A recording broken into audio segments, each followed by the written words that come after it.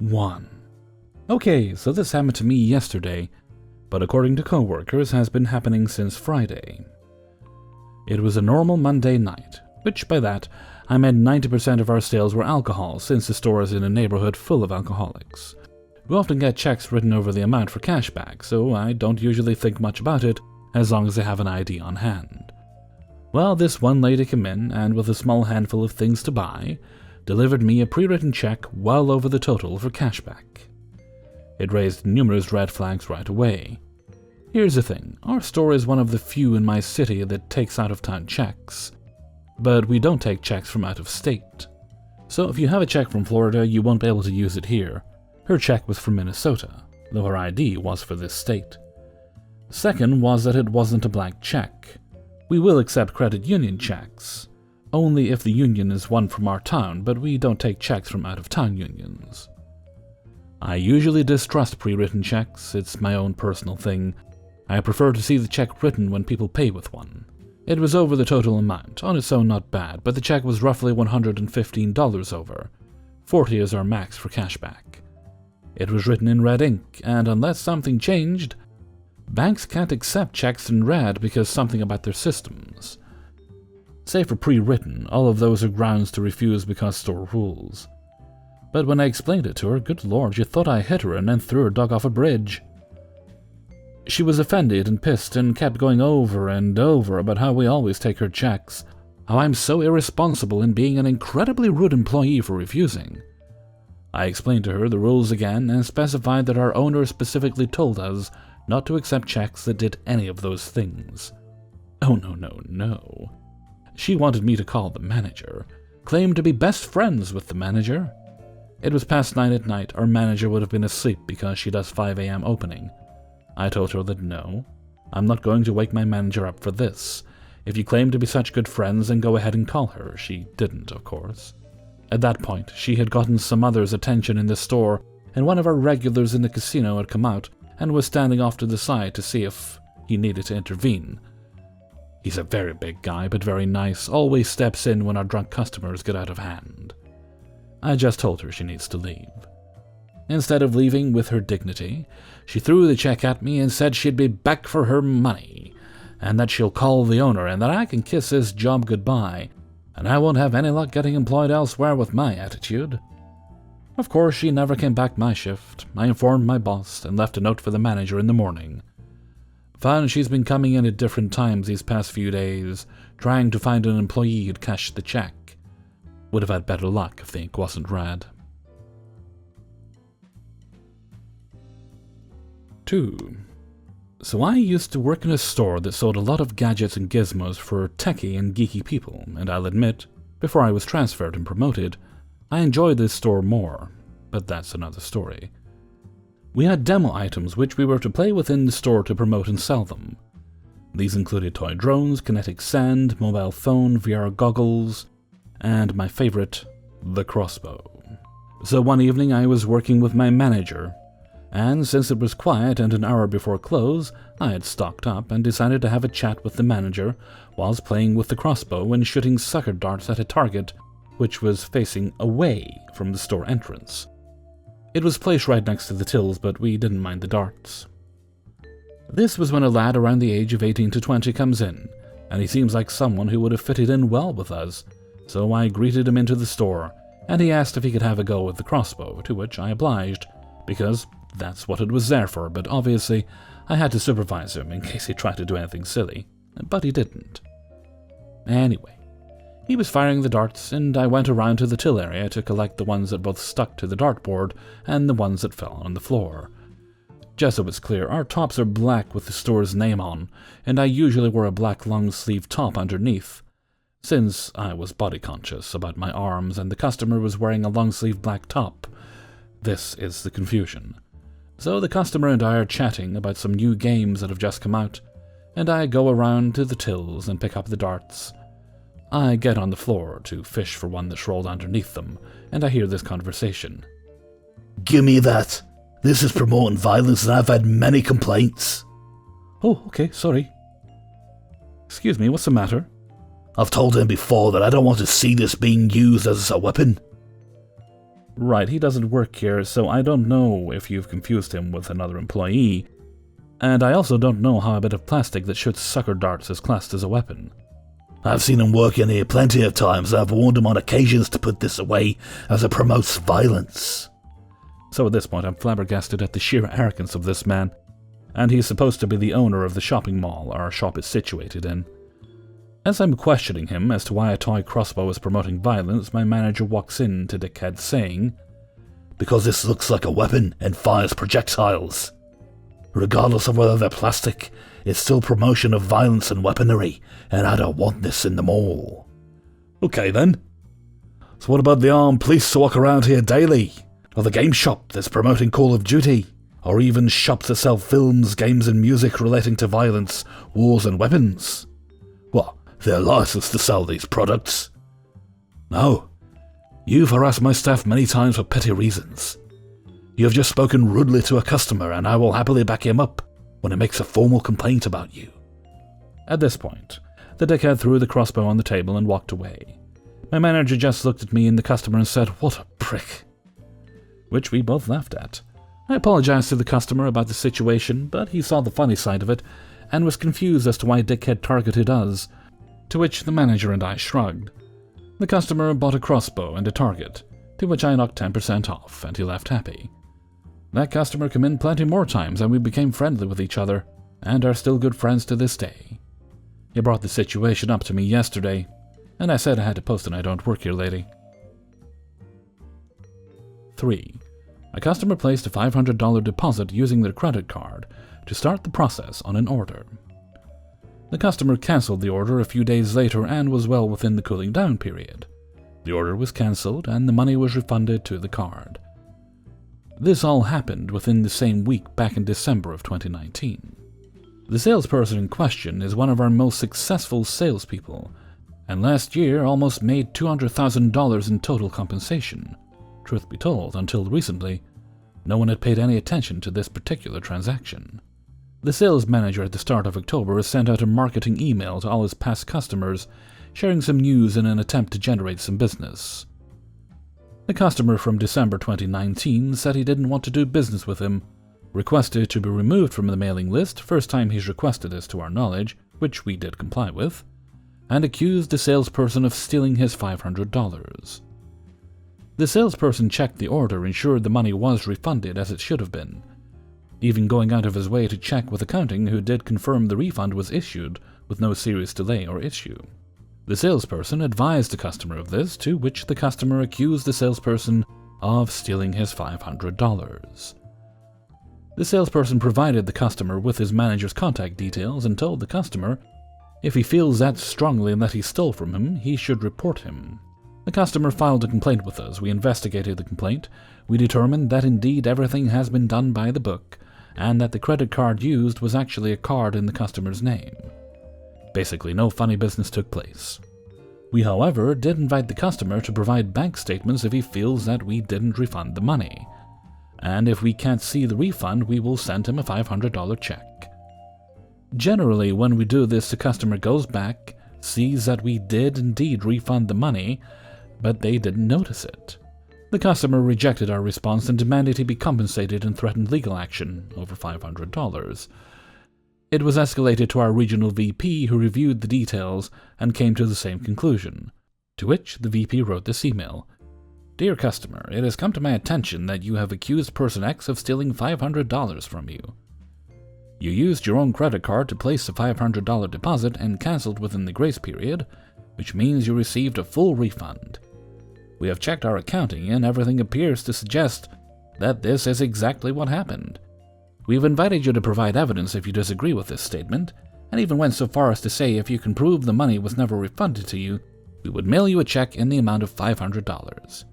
You have failed to provide any evidence supporting your claims.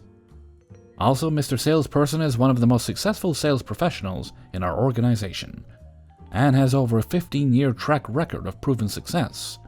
Mr. Salesperson has one of the highest customer satisfaction ratings in our organization, by a substantial margin.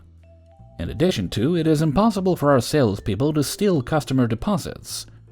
Our system simply does not allow for that. The fact that you have accused him of stealing your deposit with no evidence to back up your claim is disturbing. In response to this, you have decided to threaten us with a lawsuit.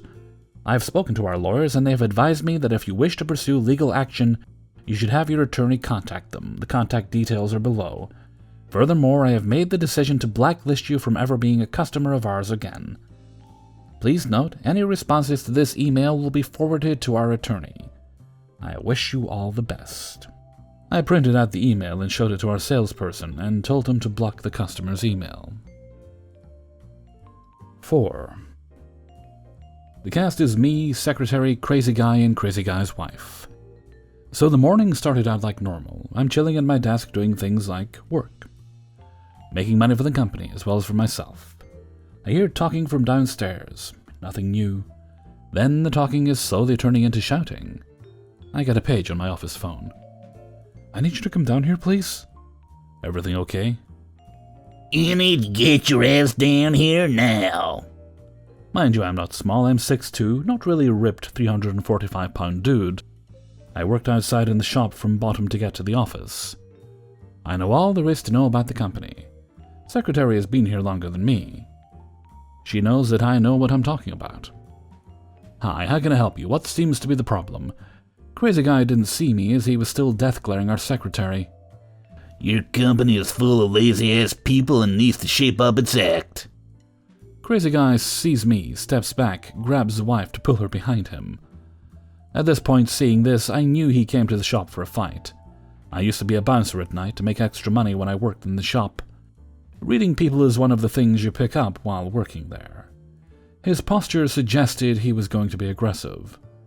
What kind of shit show are you running around here? I need to know what is wrong, so I can help you. You already know what this is about. I called you already. I told you I was coming down. Do you think I was bluffing? I'm not afraid of you.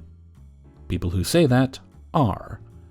As I have received no calls this morning or yesterday about the problem situation, I'm at a loss.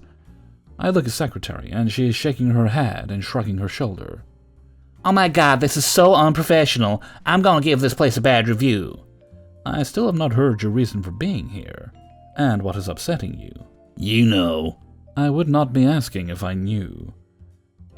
This is utter horseshit. You did not deliver the trusses for the roof. Your customer service is a joke. I want my money back.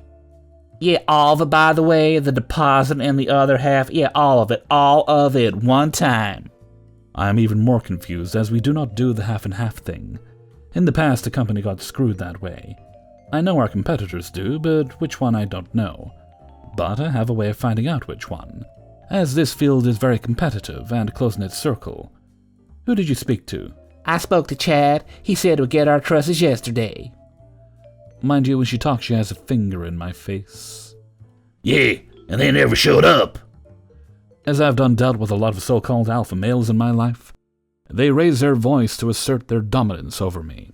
Doesn't work. At this point, I am annoyed that they are thinking we are our competitors.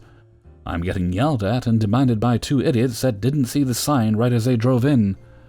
It's a huge logo. It's 8 feet tall and 15 feet long. I know, I helped make it. I ask calmly again, are you sure you are where you're supposed to be right now? At this point, I am on the last of my I'm gonna be nice threads I have. Secretary says in Hawaiian, don't do it, with a stern look on her face. Do what? She gets in my face. That's a big no-no. What do you think you're gonna do? She slaps my face.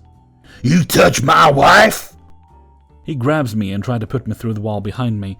Mind you, I outweigh this guy by 100 pounds at least. I'm not moving. And my fucks have just run out. He ripped my shirt pocket. I grabbed both of them in a bear hug, take them outside of the office, plant them in the driveway. At this point, Secretary already called the cops. I turn and point to the giant sign. Is this where you're supposed to be? Literally just dawned on them that they were in the wrong place. The woman walks closer as if her eyes cannot adjust manually. 2 minutes later, falls on the ground screaming. My wife! Somebody call 911! I turn to go back to the office. My head shakes. I stop and turn to find Crazy Guy with a stick he found on the ground. I'm about to unleash a holy terror on the guy as he has the look in his face of Arnold hitting the Predator when the police show up. Me, I'm still totally pissed. Did not see the police until they come up to me. The guy is claiming all sorts of crazy nonsense as well as a woman. I invite everyone into my office. I show them the camera feed of the recordings of the whole thing. Crazy lady is confused. Goes downstairs to see the camera, comes back upstairs, looks at the monitor, looks at me, looks at the monitor, looks at me. Does a crazy growl and leap thing. I dodged but put my hand on her back, pinning her to my desk. Crazy guy in a hero moment does a jump at me. I do the same thing to him. Crazy lady screaming. Cops don't care. Both go away in handcuffs. The car got towed as well. Yes, me and secretary press charges. I talked to the guy they were supposed to be talking to. Come to find out they were getting the trusses in the morning, but didn't as no one was there to receive the trusses. Crazy guy and crazy lady sent the contractor home to come deal with this. As now the job is not finished, the contractor cannot get paid. The job is not finished. The house is open. Trusses sitting on the ground. Owners in jail. When it rains, it pours. 5. Quick backstory. So when I was just out of high school, I worked in a small liquor store in a high-risk area. Other than the pay, the job was pretty good, and the manager loved me, took my side in basically anything, because I was usually right, and he had a policy that if customers are being a problem, boot 'em. So it's a cold winter's night, and we're about to lock up. I'm mopping the floors, while my coworker is closing out her till, and here they come. Our cast is me, the OP, my coworker, and these two valued customers are Cookie and Cutter. As I'm putting my mop away, coworker tells me that I should come watch this on a security camera. There's 2 guys running at the store full sprint, trying to make it before we lock up in 5 minutes. My rule is simple. If you get in before I lock the doors, I'll serve you. But if you take longer than 10 minutes after close, I'll ask you to leave with no purchase, because it's after 1 a.m. and I want to go get some sleep. So Cookie comes barreling into the store, and instead of walking in like a normal person, he decides to try and jump the turnstile at the entrance to stop shoplifters from trying to run out the front door. And lo and behold, as he runs past the wet floor sign directly in front of the turnstile, he slips, and only makes it halfway and collides directly with the arm of the turnstile, tip to tip. His buddy helps pick him up, laughing at him, and they start browsing. Coworker goes outside and locks the doors, and finishes up closing, until my till is the only thing left to do. Lo and behold, their 10 minutes are up, and they haven't made a single choice yet. I pipe up, "Hey, you guys, the store closed 10 minutes ago, and I need you to pick what you want now or leave." Well, Cookie takes offense to me telling him that he has to leave the closed store and replies, You knew I get hurt on your property, so I can take however long I'd like, and you should be giving me everything I want for at least half off, if not free, unless you want me to sue you. Him and Cutter started laughing and walking around joking about what they should help themselves to. Coworker looks at them like they're idiots and tells them they can get the hell out of the store right now or she will call the police and have them removed. But once again, Cookie and Cutter don't like being told what to do, and walk up to the counter snickering and ask how we would like going to court. I look at them tired and tell them that right now they have 2 choices. 1, they buy something or leave now, or we will call the police. Coworker already has the phone all ready to go, and that we don't care if they sue us, we don't own the store, and his injury was self-inflicted. He ignored the wet floor sign and tried to jump the turnstile when he could just walk through. Well, can I at least get a discount? His friend Cutter at this point realizes that we're pissed as he grabs the closest 12-pack and says, "Okay, we'll get this and leave." So, here we are, 20 to 30 minutes after closing, and finally ready to go home. Those 2 never did bother to come back, or sue us, but I still made sure my manager got all the footage ready just in case. Hey everybody, Hellfreezer here, and thank you very much for listening to Adventures in Fast Food and Retail, number 111. And thank you very much to everybody who allowed me to use their stories in this video. There we go. It seems like a while since I did one of these, but I think I actually did 2 last week, didn't I? Brain not work good right now. Brain bad. Tree pretty. Okay. I would also like to take this opportunity to say thank you very much to everybody who bought Hellfreezer merchandise this year. I received my first payment from Teespring. I decided I'll cash out in November, and I'll use that to take care of Christmassy things, which is what I'm doing. There will also be some Christmassy Hellfreezer treats in there. I've got to spoil myself now and again. It takes care of things for family and such, and so on. So thank you very much, and I hope everyone enjoyed their hoodies and their... Well, there's one face mask on the store. I removed the early designs and I put one more back up. And t-shirts and such. Oh, and mugs. There's Hellfreezer mugs too. Okay, and on that note, I'm going to head off for now.